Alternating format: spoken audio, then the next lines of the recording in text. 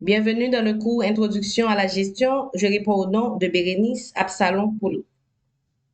Aujourd'hui, on va parler de la prise de décision.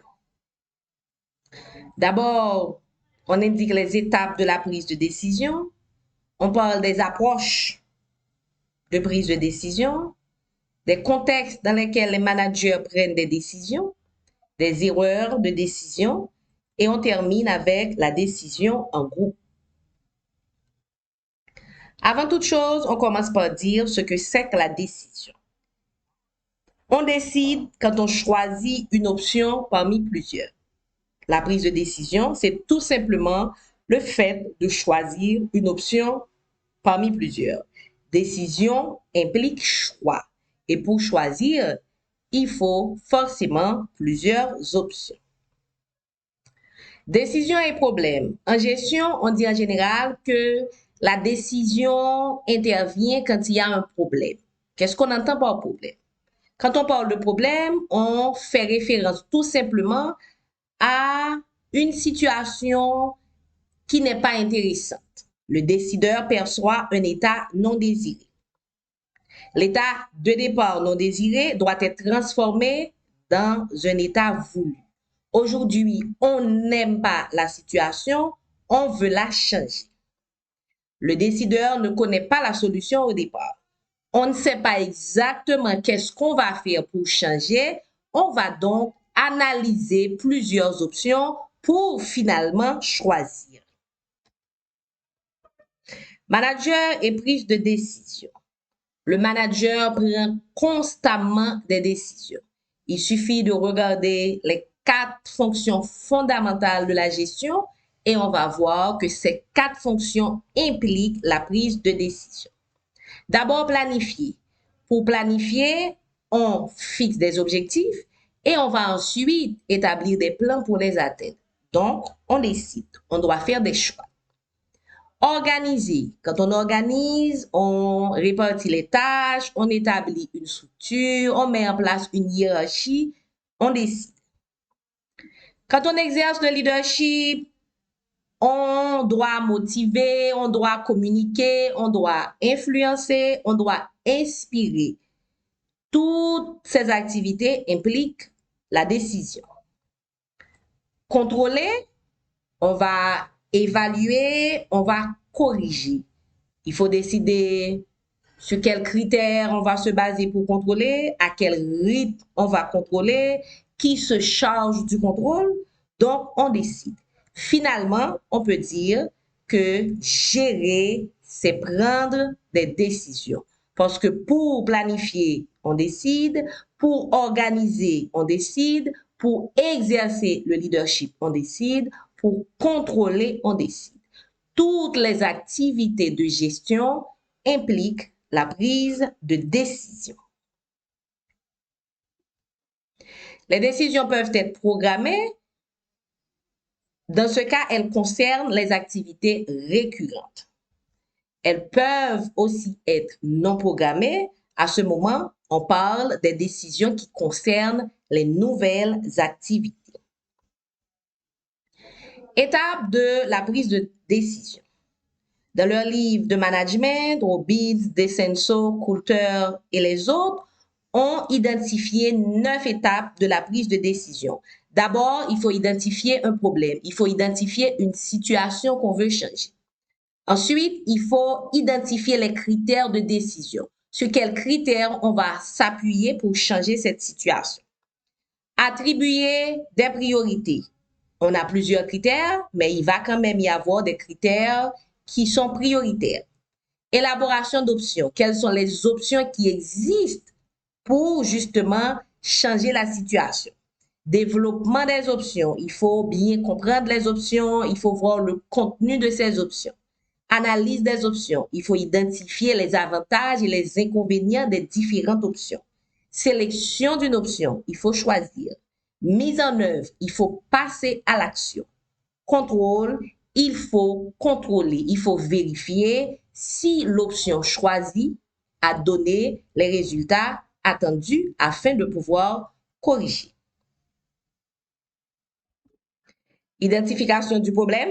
identification des critères de décision, attribution des priorités, élaboration d'options, développement des options, analyse des options, sélection d'une option, mise en œuvre, contrôle sont les principales étapes de la prise de décision.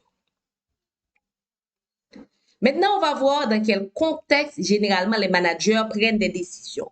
On parle en général de 3 contextes. Le contexte de certitude, dans ce cas, toutes les informations sont disponibles. Ça concerne généralement les activités récurrentes. On n'a pas grand-chose qui manque, on a pratiquement tout ce dont on a besoin pour décider. À ce moment, il y a très peu de risques. Contexte de certitude. Il y a aussi le contexte de risque. On a besoin des informations pour décider. On a une bonne partie de ces informations. On peut donc établir des probabilités. On va donc parler de niveau de risque moyen. Il y a aussi le contexte d'incertitude. À ce moment, on a très peu d'informations, mais il faut quand même prendre la décision. Dans ce cas, on va parler de niveau de risque élevé. En général, on dit que les managers de proximité prennent des décisions dans un contexte de certitude. Les managers intermédiaires prennent des décisions dans un contexte de risque et les managers supérieurs dans un contexte d'incertitude. Je reprends. Les managers de proximité prennent des décisions en général dans un contexte de certitude, très peu de risques. Les managers intermédiaires dans un contexte de risque, niveau de risque moyen. Les managers supérieurs dans un contexte d'incertitude, niveau de risque élevé. Maintenant, on va parler des approches de la prise de décision. L'approche pour décider peut être rationnelle. Dans ce cas, le manager va chercher à avoir toutes les informations possibles, toutes les options possibles, parce que l'objectif, c'est de prendre la meilleure décision. L'approche peut être rationnelle limitée. On va se dire qu'on n'a pas le temps, qu'on n'a pas les ressources pour avoir toutes les informations. On va donc sélectionner les informations et finalement prendre la décision la plus satisfaisante. Dans l'approche rationnelle, l'objectif est de prendre la meilleure décision. Dans l'approche rationnelle limitée, l'objectif est de prendre la solution la plus satisfaisante, est de prendre la décision la plus satisfaisante. L'approche politique, c'est quand le manager décide sous l'influence de quelqu'un d'autre. À ce moment, la personne que vous voyez n'est pas forcément la personne qui décide parce qu'il y a quelqu'un que vous ne voyez pas qui tire les ficelles. Et l'approche intuitive, c'est surtout quand on fait confiance à son expérience, à son jugement, à ses valeurs personnelles, etc. Approche rationnelle, toutes les informations, meilleure décision, alors la meilleure décision. Approche rationnelle, limitée, certaines informations, décision la plus satisfaisante. Approche politique, décision sous influence. Approche intuitive, décision basée sur l'expérience, les valeurs personnelles ou encore le jugement. Erreur de décision. Il y a des erreurs. On est humain, on prend des décisions. Évidemment, il y a des erreurs. On va voir quelques-unes. D'abord, l'excès de confiance. C'est quand le décideur croit en savoir plus que ce n'est le cas. On pense disposer beaucoup plus de connaissances que ce qu'on a en réalité. À ce moment, on va se fier à ces connaissances, évidemment des connaissances qui n'existent même pas. Gratification immédiate. Dans ce cas, on priorise le court terme. La meilleure décision peut apporter beaucoup d'avantages à long terme, mais on se dit ça va prendre trop de temps. Donc, on choisit la décision qui donne des résultats rapides. Ancrage mental. On s'arrête aux informations de départ. On s'arrête aux informations qu'on trouve rapidement, facilement. On ne va pas chercher plus loin. Perception sélective, On choisit ce qu'on veut voir, on choisit ce qu'on veut entendre, on choisit ce qu'on va utiliser comme information. Et comme de fait, on va laisser des choses importantes de côté. Confirmation d'hypothèse. On a l'hypothèse de départ. Tout ce qu'on cherche, c'est confirmer cette hypothèse. Cadrage mental, on minimise certaines informations qui sont en réalité importantes, mais on décide de les minimiser. Biais de disponibilité, on utilise les informations disponibles. On ne va pas faire trop d'efforts, on ne va pas chercher loin, on fait avec ce qu'on a.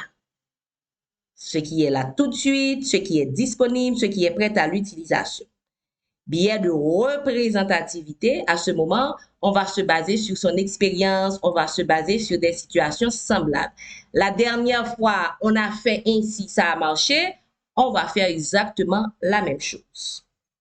Je reprends quelques erreurs de décision, excès de confiance, gratification immédiate, ancrage mental, perception sélective, confirmation d'hypothèse, cadrage mental, biais de disponibilité, biais de représentativité.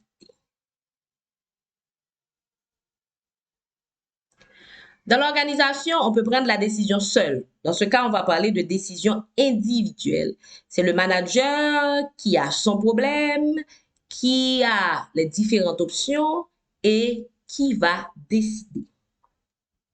Tout comme la décision peut être prise en groupe. À ce moment, on a plusieurs personnes autour de la table, plusieurs personnes qui réfléchissent sur la situation.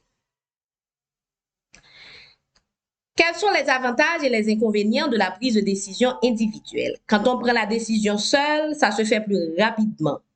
On est là, on évalue les options, on identifie les avantages et les inconvénients et finalement on choisit. Rapidité. Facilité aussi. On n'a pas à consulter beaucoup trop de personnes et absence de conflit. On décide soi-même, on n'a pas de discussion à faire avec d'autres, on n'a pas à dire je suis d'accord, je ne suis pas d'accord. On décide, ça va très vite, ça se fait facilement, il n'y a pas de conflit. Inconvénient, idée restreinte, c'est une seule personne. Acceptation difficile, c'est une personne qui va imposer sa décision aux autres. Implication réduite. En général, les gens s'impliquent plus quand ils ont participé à la prise de décision. Avantage de la prise de décision individuelle, rapidité, facilité, absence de conflit. Inconvénient de la prise de décision individuelle, idée restreinte, acceptation difficile, implication réduite. Qu'en est-il de la prise de décision en groupe? Avantage, plus d'idées, on a plus de personnes qui réfléchissent sur une situation. Partage d'expérience, les gens peuvent partager leur expérience. Meilleure acceptation, on va accepter plus facilement la décision. Meilleure implication, on va s'impliquer beaucoup plus. Inconvénient, plus de temps, il faut consulter tout le monde, il faut passer au vote, etc. Pression des membres, on peut trouver des personnes influentes qui font pression pour leur option. Conflit, ça va évidemment entraîner des conflits. Conformisme, eh bien, on va trouver aussi d'autres personnes qui se conforment pour éviter des conflits. Je reprends. Avantage, prise de décision en groupe, plus d'idées, partage d'expérience, meilleure acceptation, meilleure implication. Inconvénient, plus de temps, pression des membres, conflit, conformisme. Évidemment, ces listes d'avantages et d'inconvénients ne sont pas exhaustives. Prise de décision en groupe. La décision peut être prise par excès d'autorité. On est en groupe, mais le manager décide. La décision peut être prise selon une minorité. On a des personnes influentes qui imposent leurs décisions aux autres. La décision peut être prise à la majorité. Beaucoup plus de personnes font le choix. La décision peut être prise par consensus. On va trouver un terrain d'entente. Et la décision peut être prise à l'unanimité. Dans ce cas, tout le monde est d'accord. Quand on prend des décisions en groupe, on peut utiliser plusieurs méthodes. Il y a par exemple le remue-ménage. les gens donnent des idées. Il y a le groupe nominal, les idées cette fois sont données par écrit. Et il y a aussi la méthode Delphi où le problème est défini, des questionnaires sont élaborés, etc. Je reprends, méthode de prise de décision en groupe, remue-ménage. Les gens donnent les idées, on va réunir ces idées finalement pour choisir. Groupe nominal et méthode Delphi. Comment améliorer la prise de décision? Les recherches font des suggestions aux managers pour améliorer leur prise de décision. D'abord, il faut bien définir le problème. Il faut bien identifier la situation qui pose problème. Considérer plusieurs options.